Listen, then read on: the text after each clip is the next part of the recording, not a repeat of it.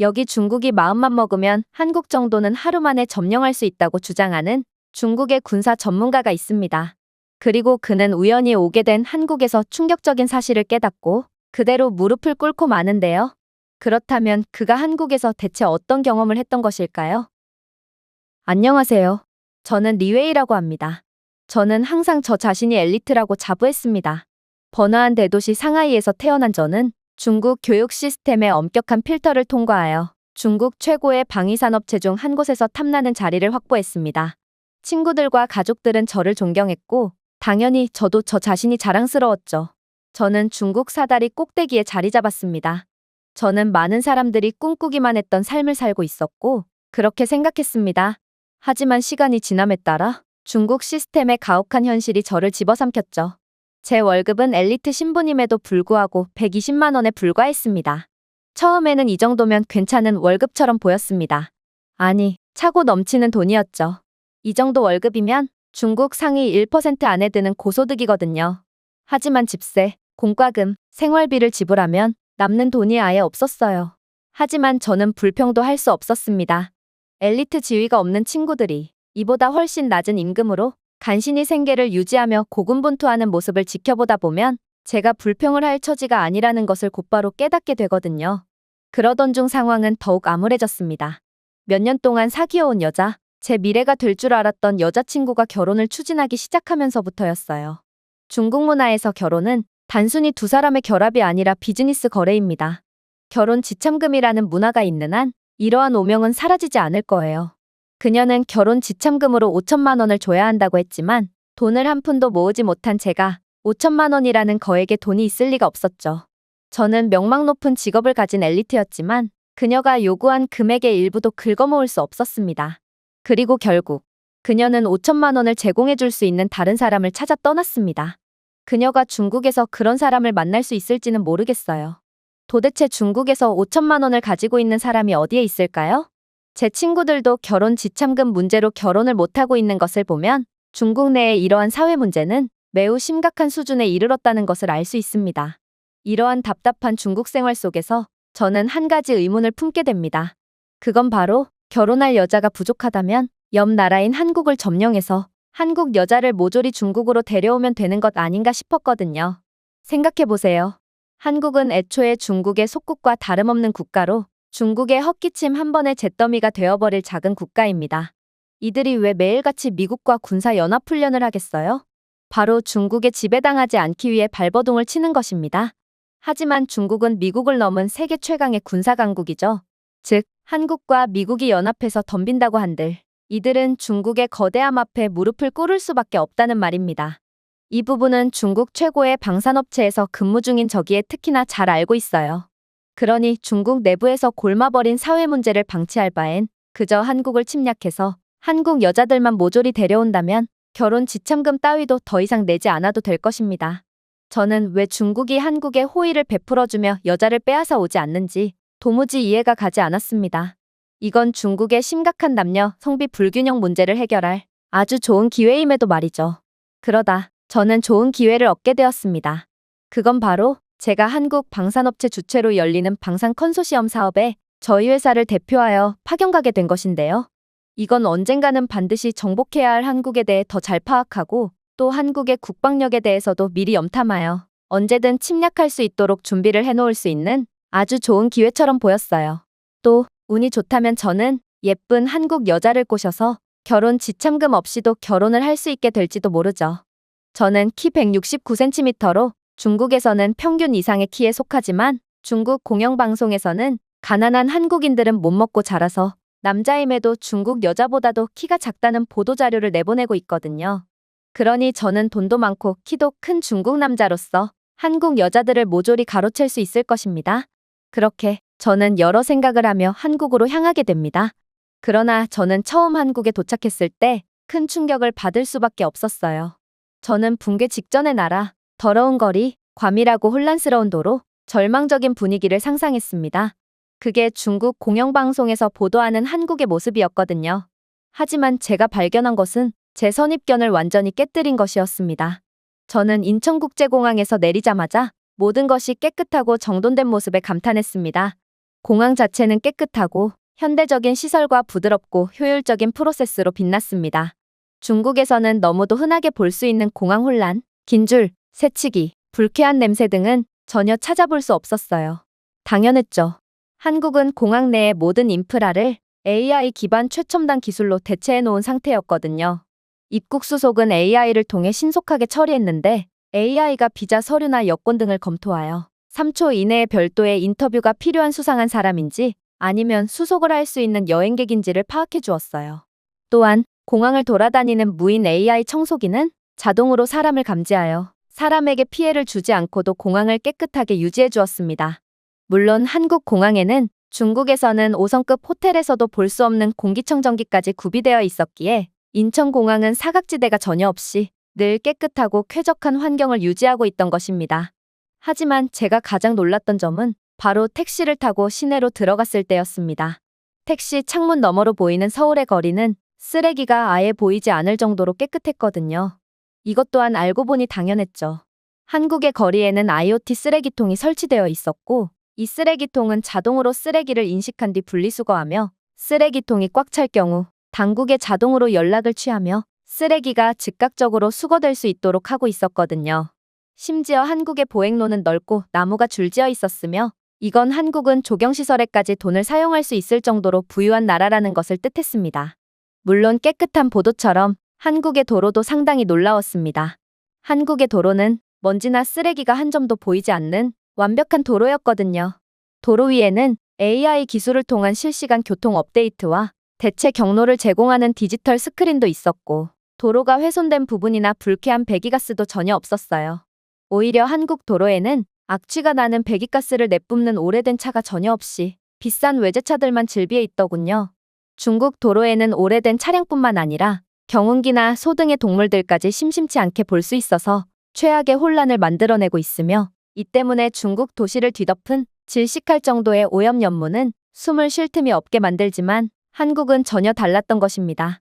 도대체 이게 무슨 상황이란 말인가요? 저는 보호를 위해 미국에 의존했다고 알려진 작고 약한 한국, 경제가 침체되고 사회가 분열된 나라에 대한 이야기를 중국 언론을 통해 들었습니다. 그래서 저는 취약하고 의존적인 약해 빠진 한국을 기대하며 한국에 왔죠. 하지만 그 대신 제가 본 것은 제 중국에서의 삶을 통째로 부정하는 모습이었던 것입니다. 저는 이러한 한국의 모습에 열등감이 치밀어 참을 수가 없었습니다. 그래서 그 길로 택시에서 내려 지하철을 이용해보기로 했죠. 모든 사람이 이용할 수 있는 지하철이라면 분명 열악한 모습이 펼쳐져 있을 거라고 생각했거든요. 하지만 그렇게 도착한 한국 지하철역에서 저는 경악을 금치 못하고 말았죠. 일단 서울의 지하철은 단순히 효율적일 뿐만 아니라 최첨단 지하철이었습니다. 지하철 플랫폼에는 실시간 디지털 정보를 알려주는 키오스크가 존재하더군요. 각 열차에 대한 목적지뿐만 아니라 도착 시간, 정류장수, 심지어 현재 열차에 탑승하고 있는 사람 수까지 표시된 디지털 디스플레이가 있었습니다. 심지어 이 키오스크는 근처의 유명 관광지나 식당까지 소개해주고 있더군요. 솔직히 저는 이때까지만 해도 한국을 믿지 않았습니다. 이렇듯 정보를 제공한다고 해도 막상 지하철은 시간 약속을 어길 뿐일 거라고 생각했거든요. 그러나 한국의 지하철은 시간을 엄수하여 1초도 늦지 않고 정확히 제 시간에 도착했습니다. 기차 내부는 상하이의 혼잡하고 답답한 지하철과는 거리가 먼 편안한 좌석과 원활한 공기순환으로 매우 깨끗했죠. 그러나 저를 정말 놀라게 한 부분은 따로 있었습니다. 중국에서는 지하철을 타기 위해 밀고 팔꿈치로 가격을 하는 사람들로 붐비는 경우가 많았습니다. 아무도 규칙을 따르지 않았고 사람들은 먼저 지하철에 탑승하기 위해 팔꿈치로 옆 사람을 가격한다던가 혹은 자리에 먼저 앉기 위해 좌석에 침을 뱉는 경우도 있죠. 하지만 여기 서울에서는 상황이 달랐습니다. 사람들은 깔끔하게 줄을 서서 인내심을 가지고 탑승 순서를 기다렸습니다. 불필요하게 밀치는 일도 다툼도 없었습니다. 매우 질서정연하고 체계적이었죠. 하지만 이러한 감탄도 잠시 저는 한국의 지하철에 탑승하자마자 까무러치게 놀라고 맙니다. 분명 한국인들은 못 먹어서 난쟁이들밖에 없다더니 한국인들은 여자들조차 키가 169cm인 저보다 컸고 남자들은 저보다 머리 2개는 더 크더라고요. 특히나 한국인들은 세련되게 생겼을 뿐만 아니라 귀티가 나기도 했기에 지하철 창문에 비친 제 초라한 모습을 본 저는 그대로 위축이 될 수밖에 없었습니다. 어쩌면 저는 꾀죄죄하고 형편없는 피지컬을 가진 한국인들을 모조리 압도하고 한국 여자들을 전부 가로채갈 수 있을 거라고 생각했습니다. 하지만 중국의 공영방송의 보도 자료는 어떻게 된 게 맞는 부분이 하나도 없었고 결국 저는 한국에서 독보적으로 키가 작고 형편없는 피지컬을 가진 중국인 한 명이 되어 만원 객실에서 한국 남자들의 가슴팍에 묻혀서 처절하게 이동을 할 뿐이었어요. 즉, 저는 제 자존감을 높이기 위해 한국 지하철에 왔다가 본전도 못 건진 채 완전히 자존감이 박살이 나고 만 것입니다. 그러다 저는 한 가지 사실을 떠올리게 됩니다. 그건 바로 서울역에 관한 사실이었어요. 분명 중국의 언론에서는 한국의 서울역에는 노숙자들이 즐비해 있고 서울역이야말로 한국이 숨기고 싶은 가난한 진짜 모습을 여실히 보여준다고 했거든요. 하지만 그렇게 호기롭게 도착한 서울역에서 저는 까무러치게 놀라고 말았습니다. 왜냐하면 도대체 중국의 공영방송은 한국의 30년 전의 모습을 보도하고 있기라도 한 것인지 제가 중국에서 봤던 열악한 한국은 도저히 찾아볼 수 없었기 때문입니다. 서울역 으슥한 곳에는 분명 소수의 노숙자들이 존재하긴 했지만 중국에 비한다면 아예 없는 수준과 다름이 없었어요. 사실 현재의 중국 시스템은 매우 기형적입니다. 대부분의 중국인들의 월급은 월세보다 적거든요. 그렇기에 대부분의 중국인 노동자들은 낮에는 회사에서 생활하고 밤에는 길거리에 텐트를 치며 잠을 때우는 것이 일반적이죠. 그런데 한국 노숙자들은 바닥난방이 되는 따뜻한 서울역 내부에서 무료 급식까지 제공받으니 이건 중국의 일반적인 직장인보다도 나은 삶처럼 보였어요. 아무튼 그렇게 서울역을 돌아다니면서 저는 더욱 많은 충격을 느끼게 됩니다. 보통 다른 국가들이나 중국에서는 이렇듯 거대한 역사 주변으로 슬럼가가 형성되어 있는 것이 당연하지만 한국에서는 이러한 빈부격차의 모습을 찾아볼 수 없었거든요. 대신에 서울역 주변의 거리에는 고급 매장과 명품 부티크, 초현대식 쇼핑몰이 늘어서 있었습니다.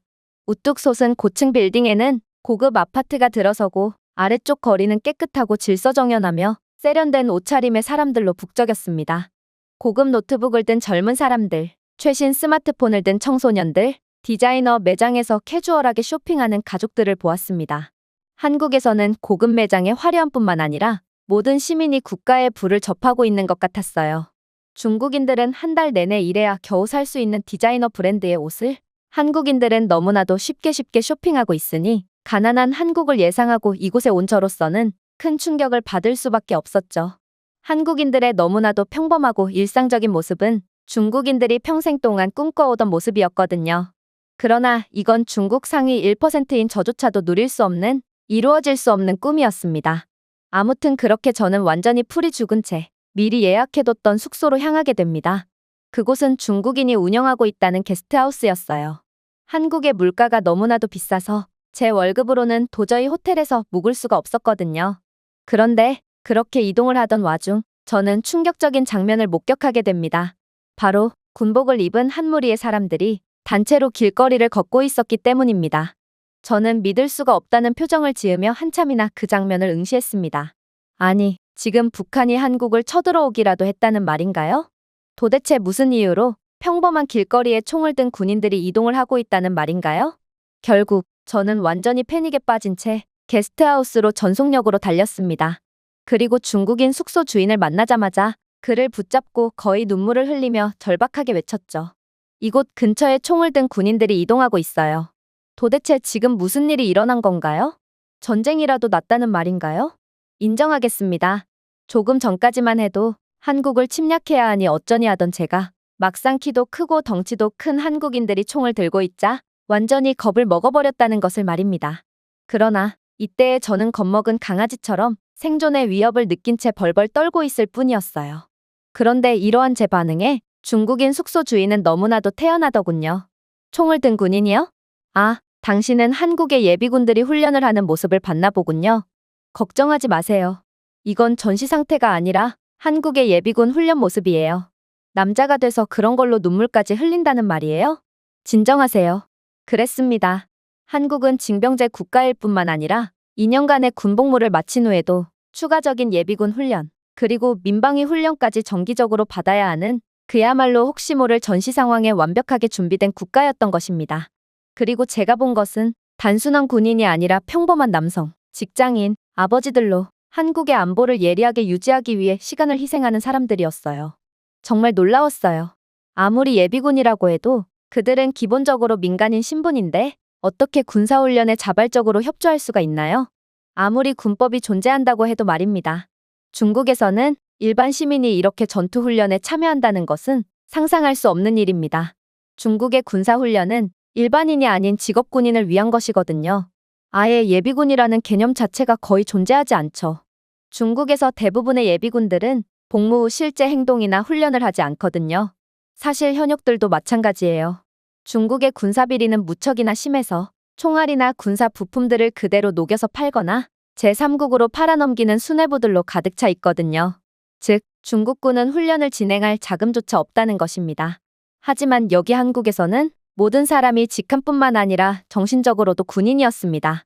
제 인생에서 이렇게나 어색한 기분을 느낀 적은 없었습니다. 하지만 그러한 위기를 느낄수록 제 내면은 방어기제를 형성하고 있었어요. 그래서 저는 중국인 숙소 주인 앞에서 되도 않는 허세를 부리기 시작했습니다. 울다뇨? 한국군이 뭐가 무섭다고 우나요? 저는 그저 바람이 너무 강하게 불어 자연적으로 눈에서 눈물이 난 것뿐입니다. 한국이 아무리 예비군 훈련을 하면 뭐하나요? 대국인인 제 눈에는 그저 지렁이가 꿈틀하는 것처럼 귀엽게 보일 뿐이에요. 한국은 중국에 비하면 아무것도 아닌 국가거든요. 중국이 원한다면 단 하루만 해도 한국을 점령할 수 있는데 그런 한국의 겁을 먹는다는 것 자체가 말도 안 되는 소리예요. 물론 허세도 있었지만 어느 정도는 본심이었어요. 저는 수년 동안 국방 분야에서 일하면서 중국의 압도적인 힘에 대해 배웠거든요. 필요하다면 중국이 순식간에 한국을 점령할 수 있다고 확신했죠. 그러나 중국인 숙소 주인의 반응은 제 생각과는 달랐어요. 그는 제 말에 동조하며 함께 한국을 무시할 거라고 기대했지만 중국인 숙소 주인은 그저 저를 한심하다는 듯 쳐다보며 충격적인 주장을 해올 뿐이었거든요. 중국이 한국을 하루 만에 점령할 수 있다고요? 당신은 중국 최고의 방산업체에서 근무하고 있다고 하지 않았나요? 그럼에도 한국군에 대해서 아무것도 모르는 건가요? 한국군은 현역군 50만 명, 예비군 270만 명, 그리고 민방위 부대까지 합치면 5천만 국민의 절반이 즉각 전투에 투입될 수 있는 무지막지한 예비 병력을 가졌어요. 이들은 정기적으로 훈련을 받기 때문에 그야말로 내일 당장이라도 작전에 투입돼서 활약할 수 있는 병력이죠. 반면에 중국은 어떤가요? 현역 병력 220만 명의 중국군은 분명 엄청난 공세를 퍼부을 수 있는 어마무시한 병력의 군대지만 이들의 예비군은 50만 명뿐이에요. 특히나 중국의 예비군은 실전 투입은커녕 현역 군조차 실전 투입에 의구심이 가는 병력이기 때문에 단순 병력만 놓고 봐도 중국은 절대로 한국을 제압할 수 없어요.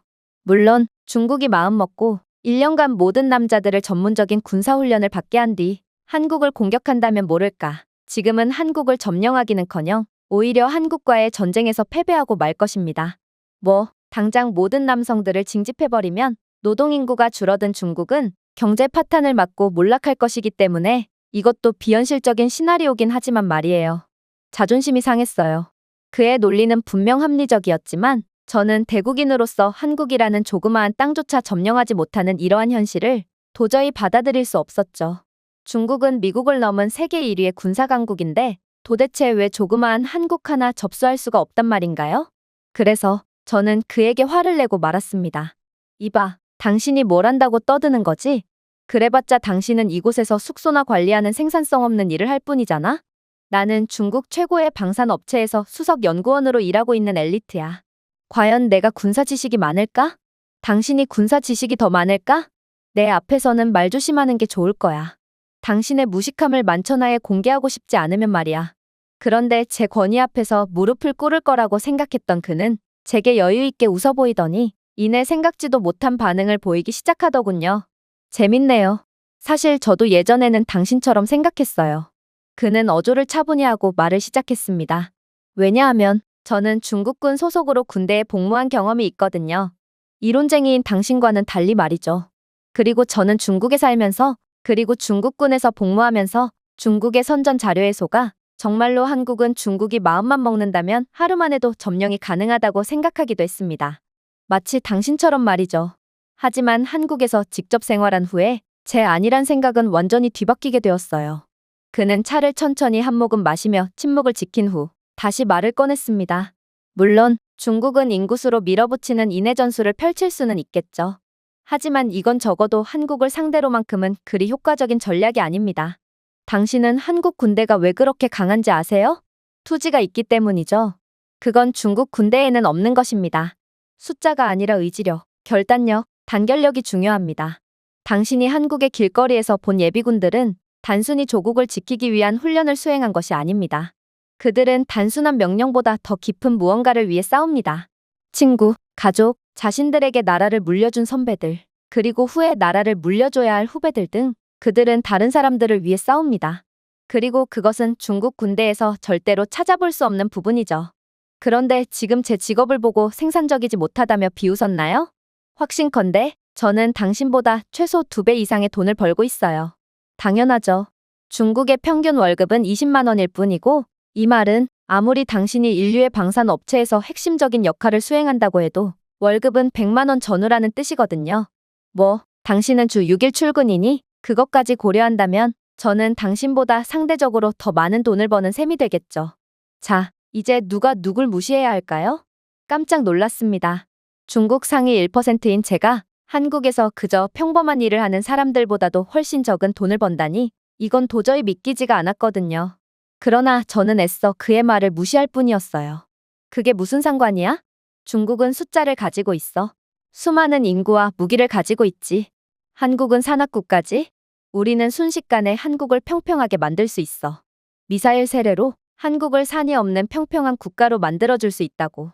나는 도대체 중국인인 당신이 왜 한국 편을 드는지 모르겠어. 아무래도 당신은 조국의 배신자인가 보군. 그러자 숙소 주인은 박장대소를 하기 시작하는 이해 못할 반응을 보이기 시작했습니다.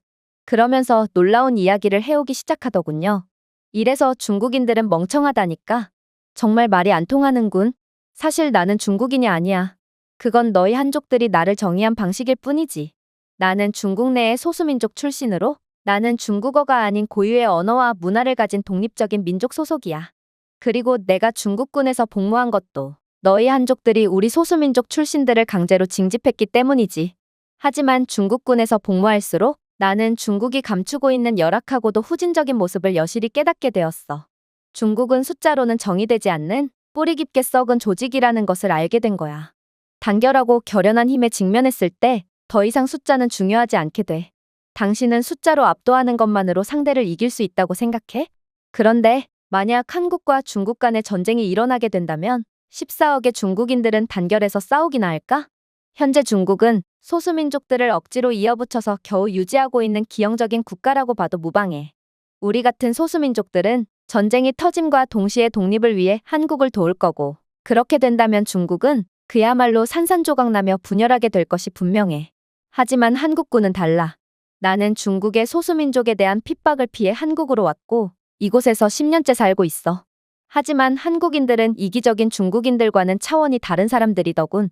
나는 한국의 현역 병사가 고된 훈련을 마치고 휴가를 나온 모습을 본 적이 있어. 그는 배가 고팠는지 식당에서 혼자 음식을 먹고 있더군. 그런데 재밌는 점은 뭔지 알아? 그 모습을 본 한국의 중장년층들은 그 한국의 젊은 군인을 위해 당연하다는 듯 음식값을 대신 결제해줬다는 거야. 놀랍게도 한국에서 이런 일은 자주 벌어지곤 해. 군복을 입은 한국의 젊은 군인들에게 수고했다며 식사비나 술값을 대신 결제해주는 한국의 선배들, 즉 중장년층들의 모습 말이야. 이건 매우 놀랍지. 한국의 중장년층들은 어찌 보면 더 혹독한 군대를 더욱 긴 시간 동안 복무했기에 어찌 보면 젊은 층의 현역들보다 훨씬 더 고생을 했다고 볼 수 있어. 그럼에도 이들은 자신들의 후배를 위해 선뜻 손을 내미는 거야. 즉, 한국인들은 단일 민족의 힘으로 서로 끈끈하게 연결되어 있고 이들은 항상 서로를 돌본다는 말이지.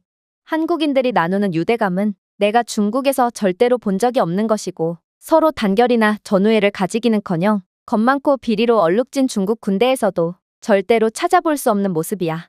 그런데 한국군은 정기적으로 훈련까지 받고 있으니 어떻게 이들을 이길 수가 있을까? 자, 이제 반박해봐. 이런 형편없는 중국이 과연 한국을 이길 수 있을까? 숫자만으로 전쟁에서 이길 수는 없어.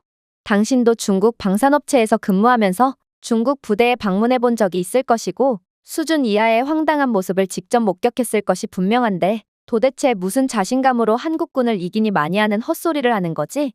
한국군의 힘은 그들의 정신에 있어. 그렇기 때문에 중국은 절대로 그들을 이길 수 없다는 거야. 지금도 절대로. 그의 말에 무게가 돌처럼 느껴졌습니다. 그의 주장을 반박하고 싶었지만 저는 그의 말이 옳았다는 것을 깊이 깨달을 수밖에 없었어요. 그의 말대로 저는 중국 군대에 방문해 본 적이 여러 차례 있지만 그들은 군인이라기보다는 전시 상황이 닥친다면 어떻게 하면 누구보다 빠르게 도망갈까를 연구하는 도망부대처럼 보였거든요. 결국 제 자신감은 흔들렸고 이전의 허세는 한국군의 단결과 유대감 앞에서 완전히 무너져 버렸습니다. 그리고 부끄럽지만 그렇게 논쟁이 끝난 뒤 제 눈에는 눈물이 고여 있더군요.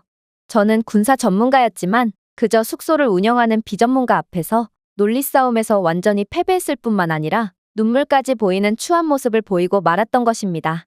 하지만 저는 아직 모르고 있었습니다. 다음 날은 오늘보다 더욱 혹독한 상황들이 저를 기다리고 있다는 것을 말이죠. 다음 날 아침, 저는 제가 한국에 온 이유인 방산 컨소시엄에 참여하기 위해 이동했습니다. 솔직히 기세는 죽었지만 아무튼 저는 저희 회사를 대표해서 그리고 더 나아가 중국을 대표해서 이번 컨소시엄에서 압도적인 기술력을 가진 중국의 모습을 여실히 드러내야 했습니다.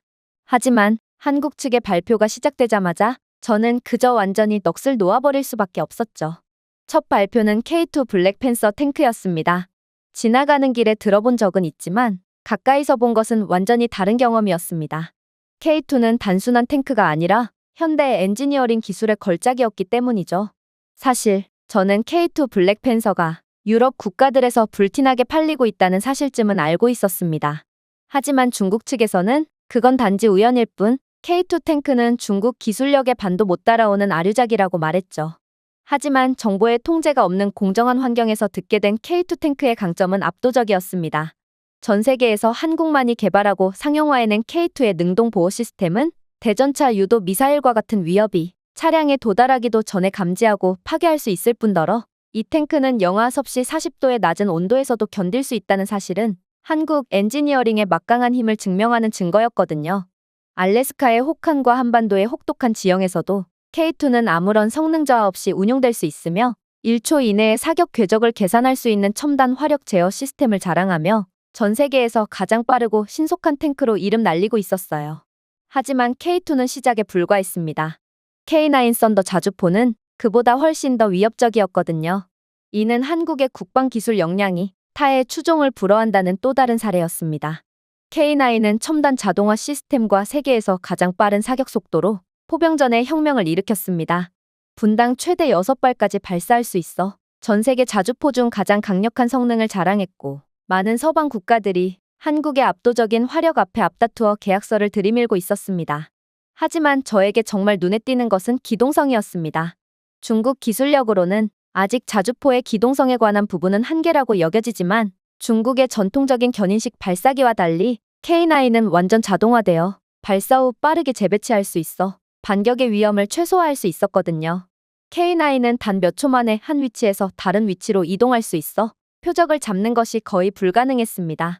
최대 40km에 달하는 K9의 사거리는 이동식 포병부대에서 가능하다고 생각했던 것보다 훨씬 먼 거리에서 타격할 수 있음을 의미했고 이는 중국이 한국을 침략함과 동시에 한국은 닿지도 않는 거리에서 중국군이 오는 족족 그대로 괴멸시키기 때문에 그야말로 중국이 한국을 공격하는 행위는 중국군은 호랑이 아가리에 기꺼이 들어가는 격과 다름이 없던 것입니다.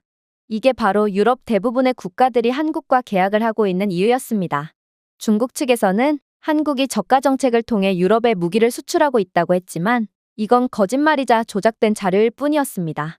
유럽 국가들은 역사적으로 같은 서방의 공급업체에 의존해왔지만 품질과 성능 면에서 한국의 기술력은 이미 독일이나 프랑스 같은 기존의 방산 강국들을 추월한 상태였고 결국 이건 한국은 기술력 면에서 전 세계를 주도하게 되었다는 것을 의미했습니다.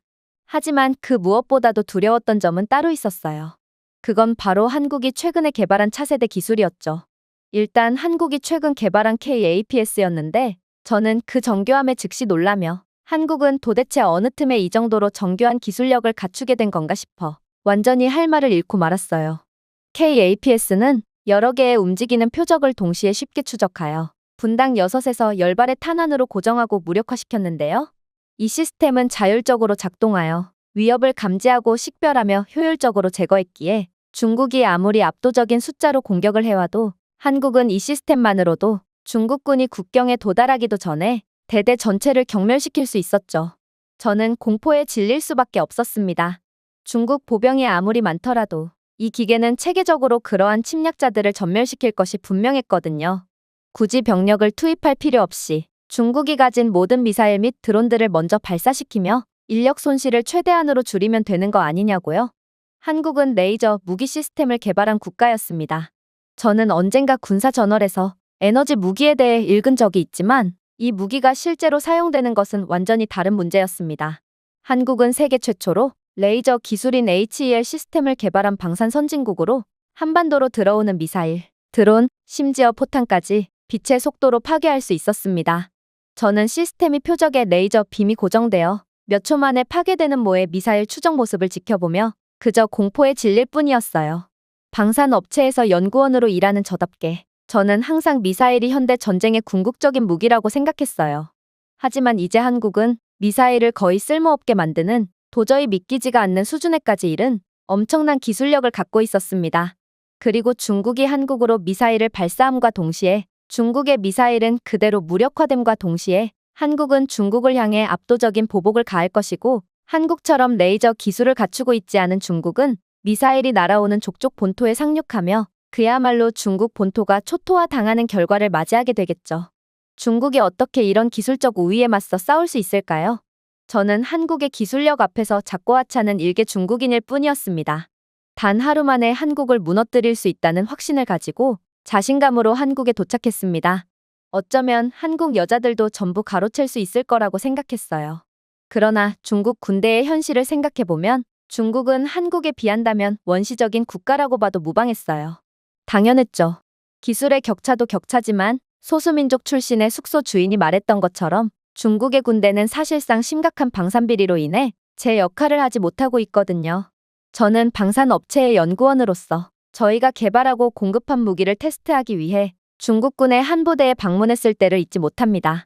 저희 업체는 분명 새로운 미사일 방어 기술을 개발했고 분명 부대에서는 저희가 만든 이 기술을 잘 사용하고 있을 거라고 예상했습니다. 하지만 미사일 훈련이 시작되자 가관의 모습만이 펼쳐지더군요.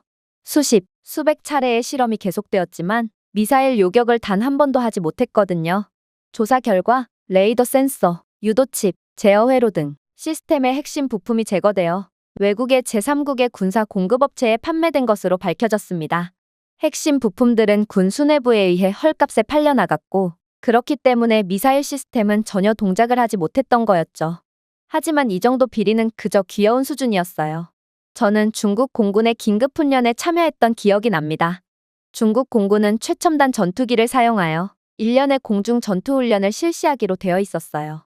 하지만 공군 기지에 도착했을 때 전투기에 연료가 없어 훈련이 불가능하다는 통보를 받았습니다. 군 관계자들이 제3국의 연료를 죄다 헐값에 팔아넘겼기 때문에 전투기가 한 대도 이륙할 수 없었던 거죠. 중국군 간부들은 연료가 들어오는 족족 헐값의 판매에 이익을 취하고 있었고 덕분에 중국 공군은 실제 공중훈련을 진행하는 것이 아닌 그저 모형 비행기로 훈련을 진행하고 있었던 것입니다. 애들 장난을 하는 것도 아니고 이게 바로 군사력 1위라고 자화자찬하던 중국군에서 일어나고 있는 일이었습니다. 그러니 중국이 한국과 전쟁을 벌인다면 더더욱 경쟁이 되지 않을 것이 확실했습니다. 한국의 군대는 중국의 방어선을 순식간에 파괴할 것입니다. KAPS는 전진하는 중국의 보병을 경멸시키고 레이저 무기체계는 한국에 도달하기도 전에 중국의 미사일 부대를 무력화시키며 무인 항공기는 중국의 심장 깊숙이 타격하여 중요한 인프라와 주요 군사시설을 해체할 것입니다. 하지만 중국은 비리 때문에 미사일 하나조차 제대로 날릴 수 없겠죠. 이게 바로 세계 최강이라고 자부하던 중국의 진짜 모습이었던 것입니다. 그렇게 저는 컨소시엄을 완전히 망쳐버렸습니다. 제대로 된 발표조차 하지 못하고 그저 그곳에서 도망 나올 뿐이었어요. 저는 완전히 겁에 질려 있었고 넋이 나가 있었기 때문에 도저히 집중을 할 수가 없었거든요. 그리고 숙소로 돌아온 저는 정보 검색을 하다가 충격적인 점을 발견하게 됩니다. 중국에서는 정보의 통제로 인해 찾아볼 수 없었지만 모든 정보가 투명하게 공개되어 있는 한국에서 저는 날조된 정보가 아닌 진실을 마주하게 되었거든요. 저는 분명 한국은 중국의 속국일 뿐이라고 배웠습니다. 역사적으로 봤을 때도 한국은 중국의 지배를 받지 않은 적이 없다고 배웠죠. 하지만 제가 검색을 해본 결과 한국은 중국의 지배를 받은 적이 없었습니다. 중국의 교육에서 제공한 유일한 옳은 소리는 역사적으로 중국 제국이 한국을 정복하려는 수많은 시도를 했다는 것뿐이었죠. 하지만 그럼에도 불구하고 한국은 끊임없이 반격해왔고 그때마다 승리를 거두었습니다. 심지어 한국은 침략해오는 중국을 격퇴시키고 그 나라를 되려 멸망시키기까지 했죠. 수나라의 예가 대표적입니다. 서기 612년 수나라는 100만 명이 넘는 군대를 이끌고 한국의 삼국 중 하나인 고구려를 대대적으로 침공했습니다. 그러나 중국군의 압도적인 규모에도 불구하고 고구려는 을지문덕 장군의 지휘 아래 살수강 전투에서 수군을 결정적으로 물리치는 데 성공했습니다. 이 전투는 중국 역사상 가장 굴욕적인 패배 중 하나가 되었으며 30만 명이 넘는 수나라 군대가 죽거나 포로로 잡혔습니다. 이 패배로 수나라는 한국 정복이라는 야망이 무너지게 되었고 제국을 심각하게 약화시켰기에 불과 몇 년 후 수나라는 멸망하고 말았습니다. 이게 바로 중국의 한국에 대한 트라우마의 시작이었습니다.